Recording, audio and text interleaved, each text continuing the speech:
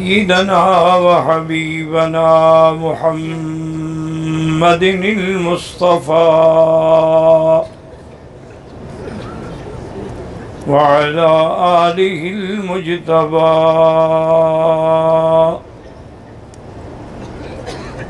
اللهم صل على سيدنا محمد النبي الأمي الهاشمي وعلى آله وأصحابه نجوم الهدى أما بعد فقد قال الله تبارك وتعالى في القرآن المجيد والفرقان الحميد أعوذ بالله من الشيطان الرجيم بسم الله الرحمن الرحيم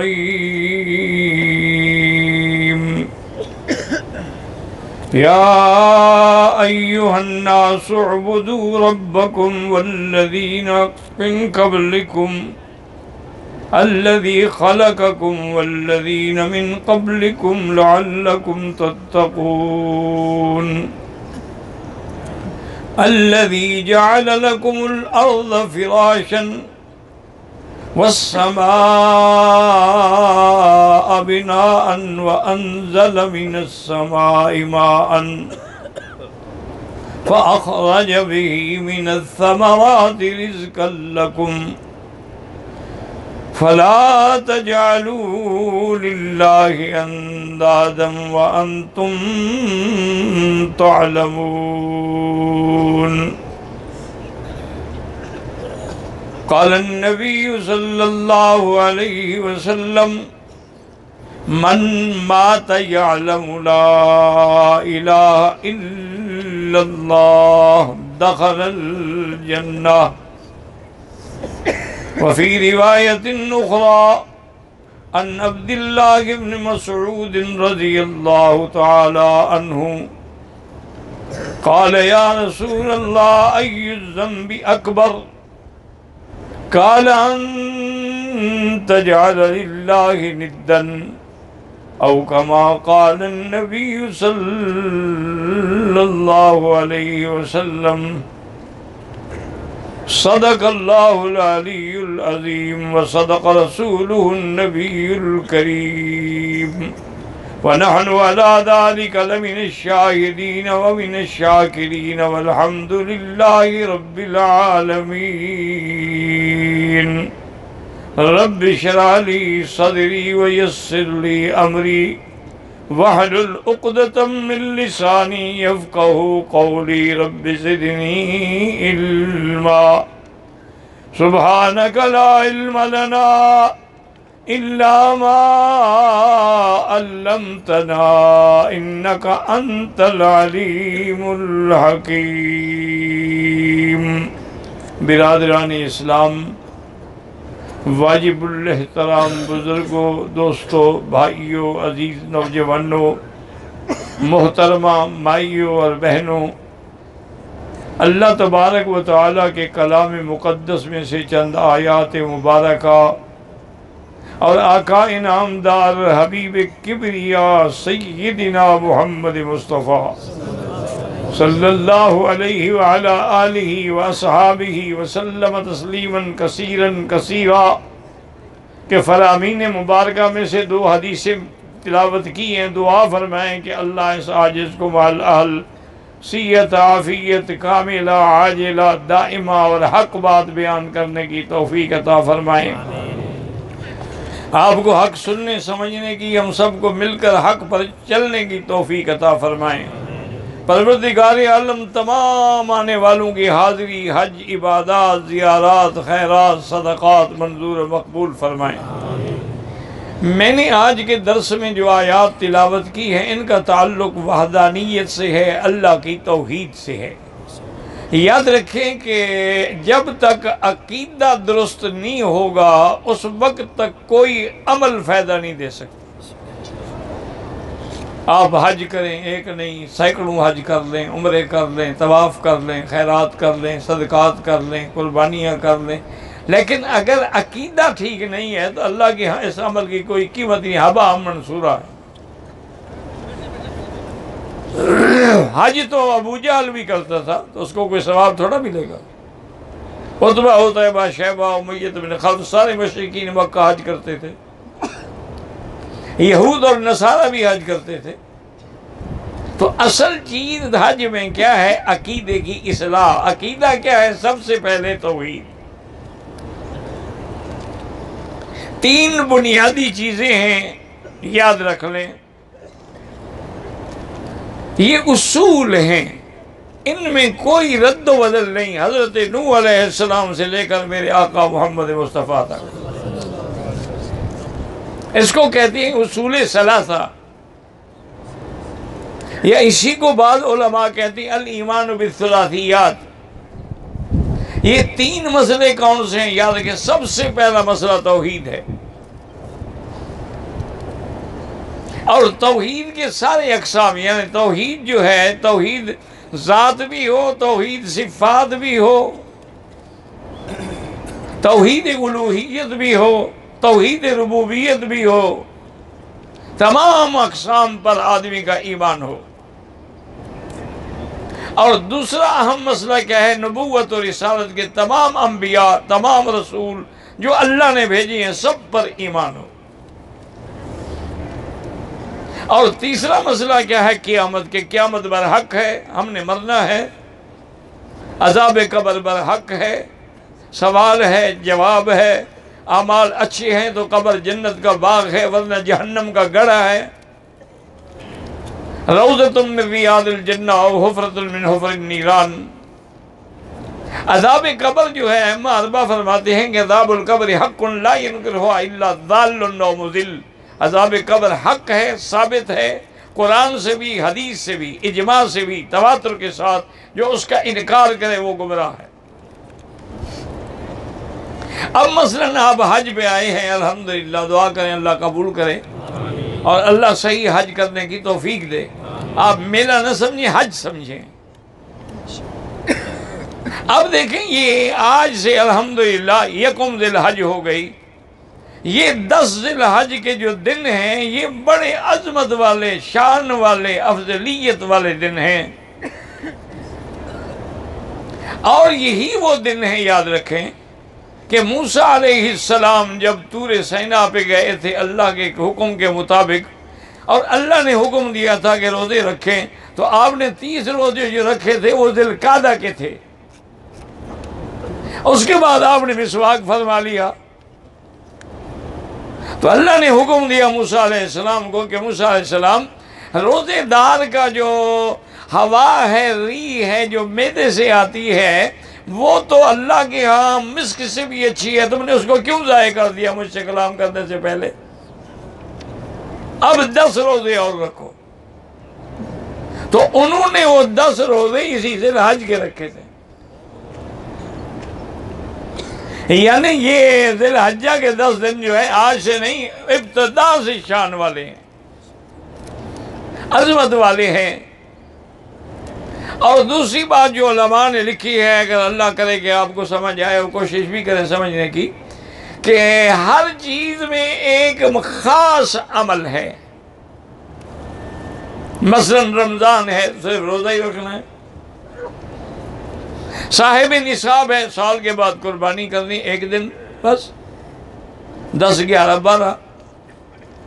اگر صاحب نصاب ہے، ایک دفعہ سال میں زکوٰۃ دینی ہے، تو ایک ایک عمل ہوگا۔ نماز پڑھ رہا ہے، ضروری تو نہیں کہ روزہ بھی ہو، روزے کی حالت میں ضروری تو نہیں کہ نماز بھی پڑھ رہا ہو، لیکن یہ 10 ذی الحجہ کے ایسے دن ہیں جو ساری عبادات کا مجموعہ ہے،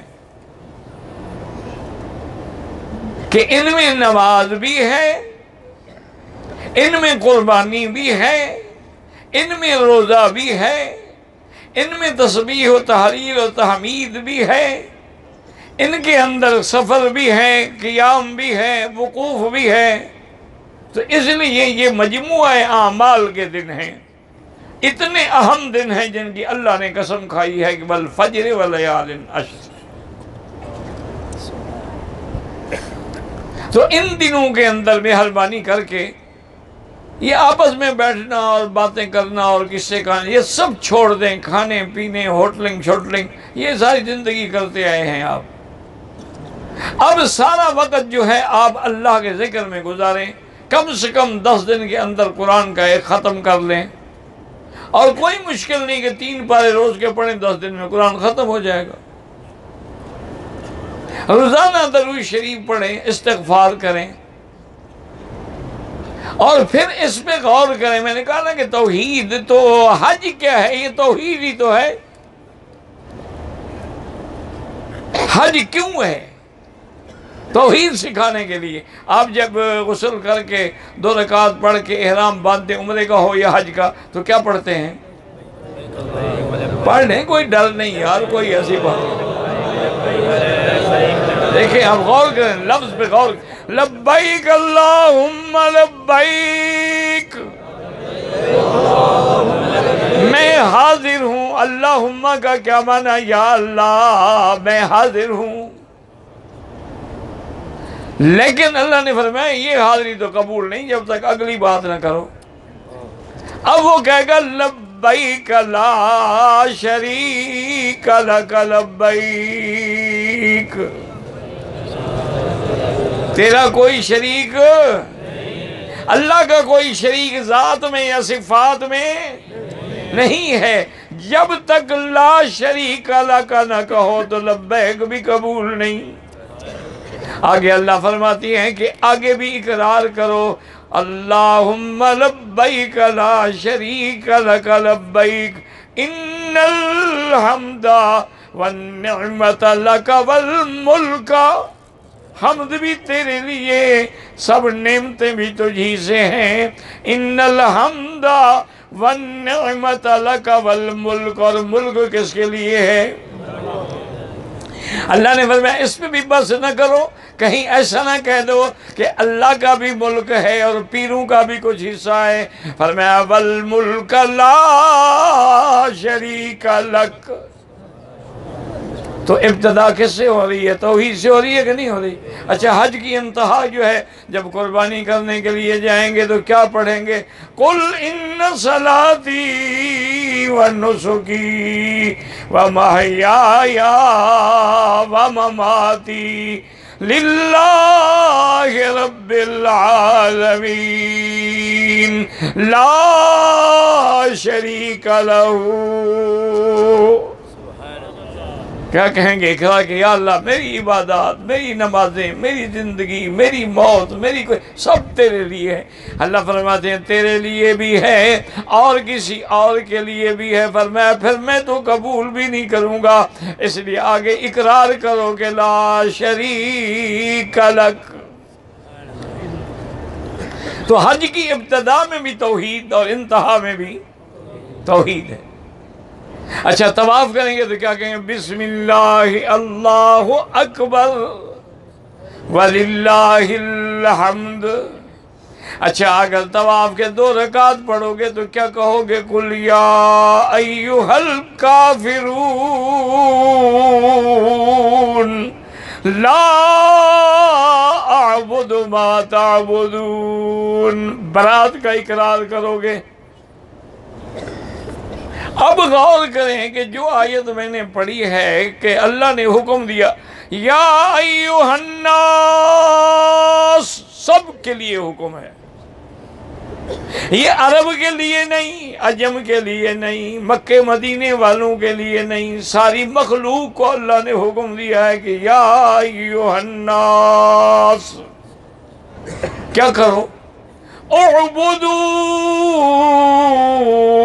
ربکم. اعبدوا امر ہے، یہ امر بھی دوام کے لیے ہے کہ ساری زندگی صرف اسی کی عبادت کرو جو تیرا رب ہے.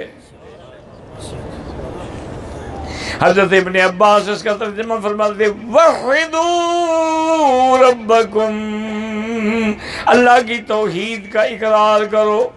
اچھا صرف اللہ نے فرمایا یہ نہیں، دلیل کیا ہے؟ کس کی عبادت کرو؟ ربکم، جو تمہارا رب کون ہے؟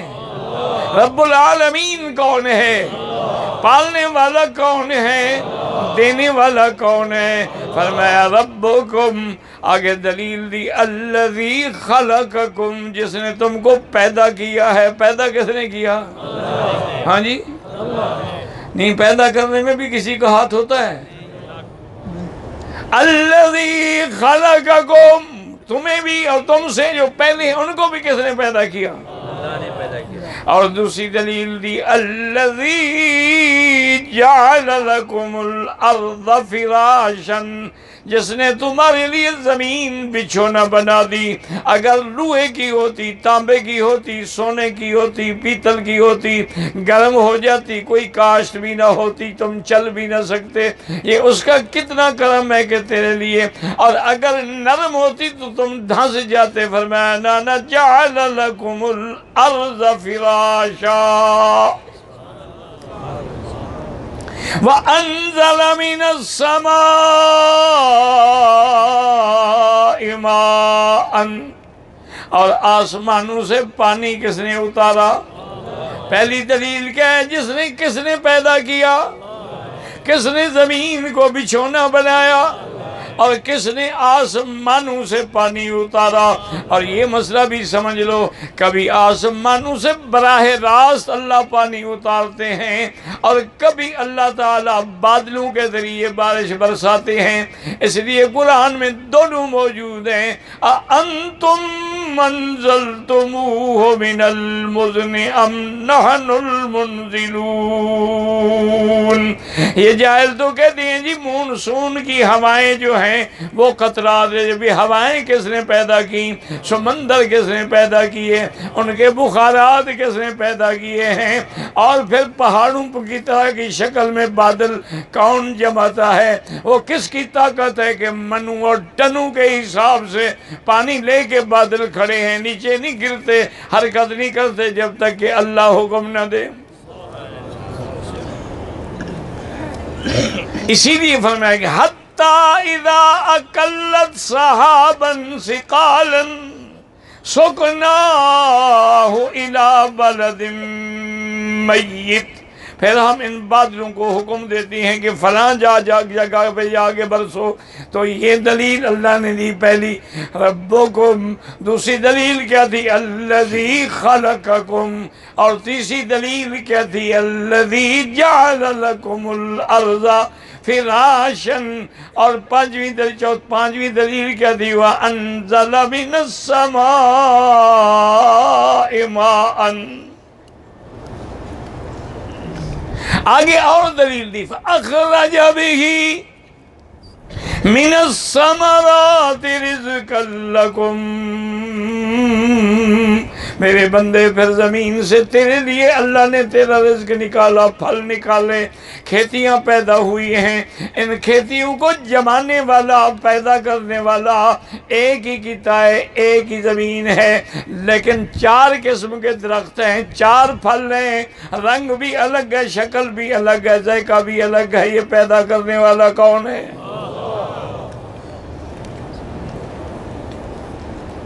اسی لیے امام احمد ابن حنبل رحمت اللہ علیہ سے کسی نے توحید پر دلیل پوچھی تو آپ نے فرمایا بھی ایک بند مکان ہو جس میں نہ دروازہ ہے، نہ کھڑکیاں ہیں، نہ روشن دان ہے، اوپر سے سفید ہے، اندر سے پیلا ہے، اور کچھ دنوں کے بعد اس سے ایک حیوان پیدا ہوتا ہے، وہ باتیں کرتا ہے، بولتا ہے اپنی زبان۔ لوگوں نے کہا کہ آپ نے فرمایا انڈا دیکھا ہے؟ انہوں نے کہا جی، انہوں نے کہا اوپر سے سفید ہے، اندر سے پیلا ہے، کوئی کھڑکی، کوئی دروازہ، کوئی روشن دان ہے، کچھ عرصے کے بعد اندر سے بچہ نکل آتا ہے، وہ چو چو کر رہا ہے، یہ پیدا کرنے والا کون ہے؟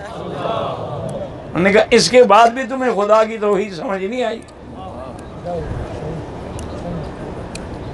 اسی طریقے سے امام شافعی رحمت اللہ علیہ سے کسی نے پوچھا کہ حضرت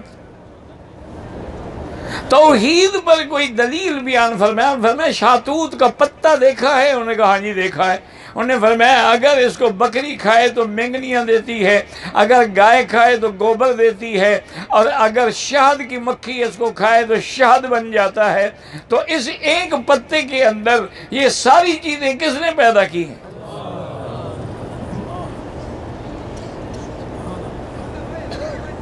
اسی طریقے سے ایک دہریہ تھا جو منکر خدا تھا، وہ خدا کو نہیں مانتا تھا۔ یاد رکھیں دنیا میں کئی لوگ ہیں، بعض ایسے ہیں جو دو خدا مانتے ہیں۔ وہ کہتے ہیں کہ خدا دو ہیں، ایک یزداں ہے، ایک اہرمن ہے، ایک خیر پیدا کرتا ہے، ایک شر پیدا کرتا ہے، ایک نور پیدا کرتا ہے، ایک اندھیرا پیدا کرتا ہے۔ ایک خدا کیسے خیر بھی کرے اور شر بھی کرے؟ وہ دو خدا مانتے ہیں۔ نصرانی جو ہیں وہ تین خدا مانتے ہیں، ان کا عقیدہ تثلیث کا ہے۔ اسی طریقے سے ہندو جو ہیں وہ تو خیر لاکھوں کروڑوں دیوتا مانتے ہیں، ہر کام کے لیے ان کا خدا الگ ہے، دیوتا الگ ہے۔ یہ لکشمی دیوی ہے جی دولت دیتی ہے، اور یہ دیوتا بارش برساتا ہے، اور یہ دیوتا قہر برساتا ہے۔ ان کے لاکھوں خدا ہیں، لیکن اللہ پر ایمان لانے والوں کا خدا، سچی بات کریں، اگر ایک ہو تو تم مختلف جگہوں پہ سجدے کیوں کرو؟ اگر خدا ایک ہے تو تم قبروں پہ جا کے نمراتے کیوں بیٹھو؟ اگر خدا ایک ہے تو تم بچے شہباز قلندر سے کیسے مانگتے ہو؟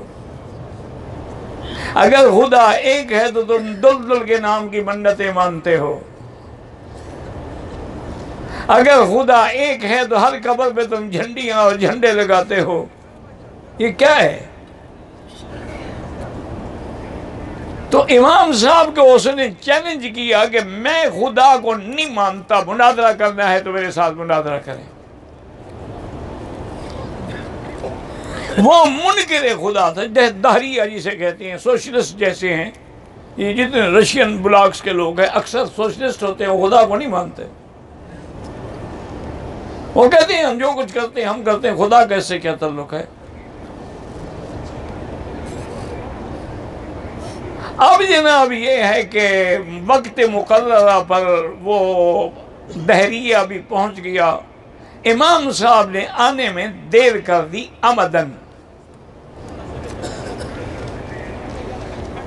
کافی دیر کے بعد امام صاحب تشریف لیا، اور وہ جناب نعرے لگا رہا ہے اور شیخیاں لگا رہا ہے، دیکھو مسلمانوں کا مناظرے کرنے والا جو بڑا امام بڑھایا ہوا ہے، انہوں نے وہ تو میرے ڈر کے مارے بھاگ گیا، آتا ہی نہیں۔ تھوڑی دیر کے بعد حضرت امام صاحب تشریف لے آئے، اس نے کہا کیا بات ہے، کیوں آپ نے دیر کر دی؟ اس نے کہا بھائی میری بات تو سنو، ہمارے اس شہر کے اور میں جہاں ہوں درمیان میں دریا ہے، اس میں کشتیاں چلتی ہیں، میں آگے کھڑا رہا، کشتیاں ساری نکل گئیں، اب جب تک مجھے کشتی نہ ملے میں دریا کیسے عبور کروں؟ میں اللہ سے دعا مانگتا رہا،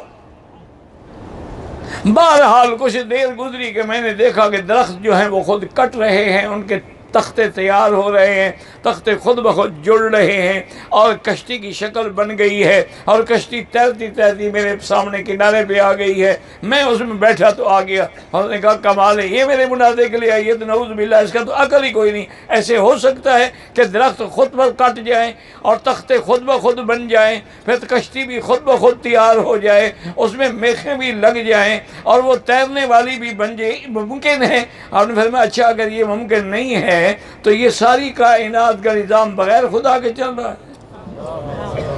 انہوں نے کہا مناظرہ تم ہار گئے ہو، ایک کشتی نہیں بن سکتی تو سارا نظام عالم کیسے چل سکتا ہے؟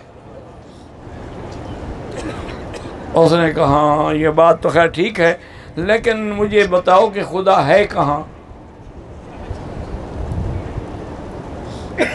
اب مسلمان تو کہہ سکتے ہیں کہ الرحمن والعرش استویٰ، اللہ عرش پہ ہے، جیسے اس کی شان کو زیبا ہے، کبائی علی کو بشان ہی۔ لیکن کافر کو تو یہ بات سمجھانی مشکل تھی نا.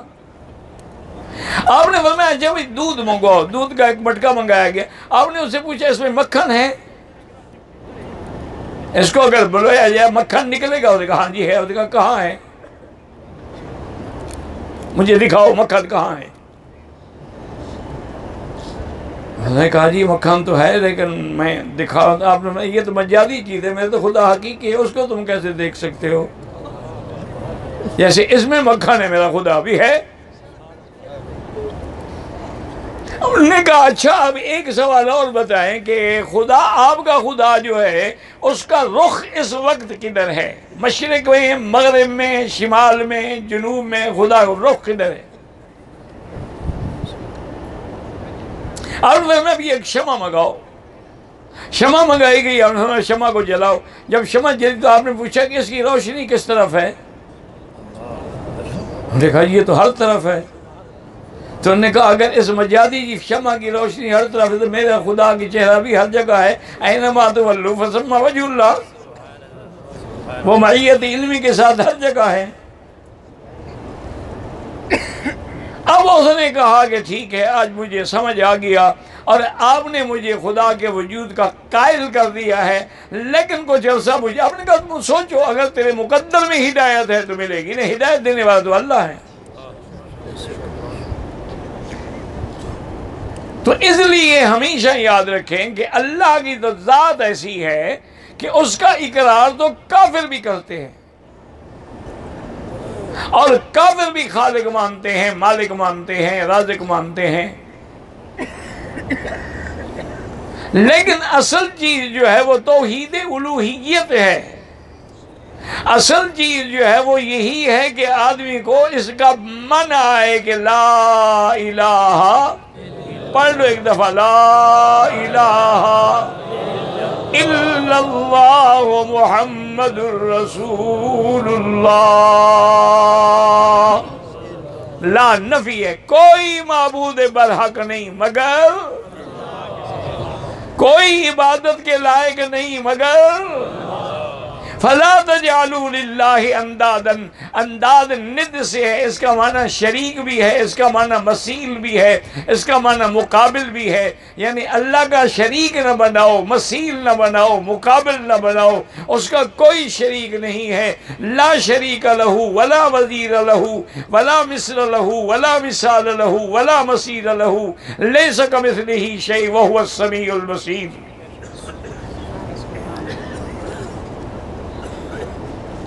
تو اسی طرح اللہ تبارک و تعالی نے حکم دیا. ایک صحیح حدیث میں ہے، حضرت معاذ رضی اللہ تعالی عنہ فرماتے ہیں میں حضور پاک کے ساتھ اونٹنی پہ بیٹھا ہوا تھا. ہمارے درمیان میں بس صرف وہ رحل تھا اور کچھ نہیں تھا، یعنی ہم اتنے قریب بیٹھے تھے. حضور پاک نے فرمایا کہ معاذ جانتے ہو ما حق اللہ علی العباد، اللہ کا حق بندوں پہ کیا ہے؟ اس نے کہا اللہ و رسولہ عالم. حضور اللہ کا رسول فرمایا اللہ کا حق یہ ہے کہ ان تعبدوا اللہ ولا تشرکوا بہ شیئا، اس کی عبادت کرو لیکن شریک کسی کو نہ کرو.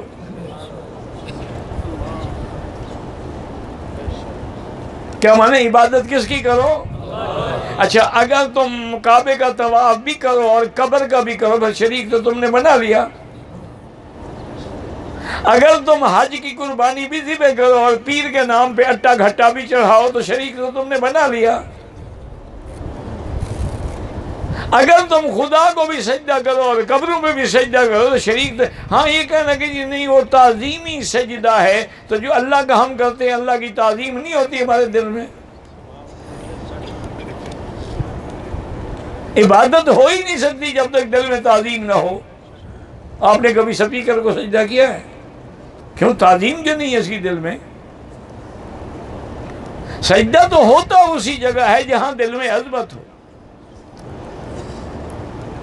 تو حضور نے فرمایا کہ معاذ اللہ کا حق یہ ہے کہ اس کی عبادت کرو اور اس کی عبادت میں کسی کو شریک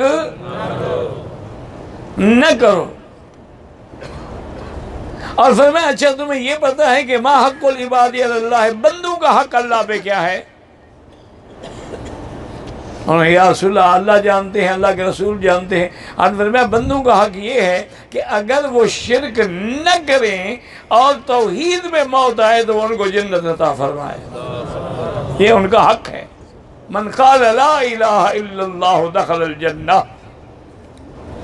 من مات لا یشرک باللہ شیئا دخل الجنہ، جس کی موت ایمان پہ آئے اور اللہ کے ساتھ کسی کو ذات میں صفات میں شریک نہ کرے۔ اور اسی طرح دیکھیں نا کہ اللہ کے کتنے نام ہیں، اللہ نے خود فرمایا میرے نام ہیں اور مجھے انہی ناموں سے پکارو۔ اور صحیح حدیثوں میں تو 99 نام ہیں، ان للہ 99 اسما، لیکن بعض علماء نے 1000 بھی لکھا ہے، 3000 بھی لکھا ہے، لیکن صحیح حدیثوں میں 99 نام۔ یہ سب صفاتی نام، اسم ذات اللہ ہے، باقی الرحمن، الرحیم، الملک، القدوس، السلام، المومن، المہیمن، والعزیز، سب تو جب نام ہیں، صفتیں ہیں، تو لازم ہے کہ اس کا موصوف بھی تو کوئی ہوگا۔ صفت ہو اور موصوف نہ ہو یہ تو ہو نہیں سکتا، تو اس کا معنی یہ ہے کہ اللہ کی ذات موجود ہے۔ اور پھر صرف موجود نہیں ہے بلکہ وحدہ لا شریک ہے۔ اسی لیے میرے آقا نے فرمایا کہ عرفات میں سب سے بڑا وظیفہ، سب سے اہم دعا جو ہے الذی قلت انا والنبیون قبلی، جو میں نے بھی پڑھی، مجھ سے پہلے انبیاء نے بھی، وہ کیا ہے؟ لا الہ الا اللہ۔ دل سے پڑھ لو۔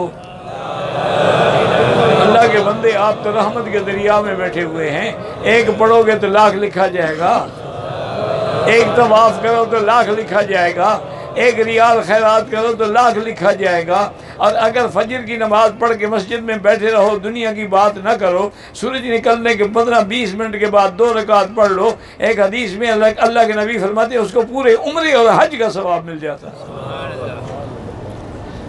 تمہارے لیے دریا بہ رہا ہے۔ مغرب کے بعد بیٹھ کے 2 رکعت سنت جو ہے وہ تو مؤکد ہے، اس کے علاوہ 4 رکعتیں پڑھنے پورے عمرے کا ثواب ملتا ہے۔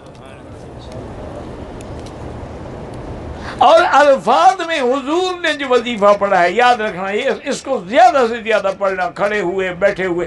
لا الہ الا اللہ وحدہ لا شریک لہ لہ الملک ولہ الحمد وہو علی کل شیء قدیر۔ اللہ آپ کو بھی اور مجھے بھی صحیح حج کی توفیق عطا فرمائے۔